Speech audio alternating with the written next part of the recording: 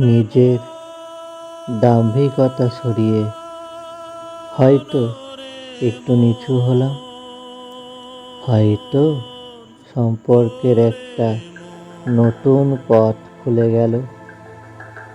মিথ্যা সম্পর্কের ভার, মিথ্যা হাসি সরিয়ে আপন হয়ে উঠলাম। জীবনের গতিপথে সম্পর্কের হার জিতে তুমি জিততেই পারো, বলতেই পারো আমি মাথা নত করব না।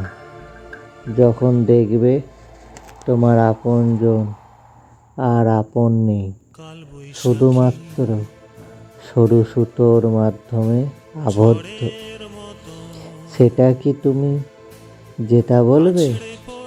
হয়তো ভাববে, হ্যাঁ, একটা সময় ভাববে, যদি পারতাম নিজে থেকে সম্পর্কের বাঁধন শক্ত করে দিতে, আবার নতুন করে বাঁচতে। হয়তো ভাবতে, কিন্তু সময় বড্ড অস্থির, তখন না আমরা থাকবো না তোমরা, কারো শেষ ঠিকানা লেখা থাকবে চিতায়, না হলে কবরে। তখন না থাকবে অভিমান, না থাকবে সম্পর্কের চাওয়া পাওয়া, শুধু থাকবে একাকিত্ব।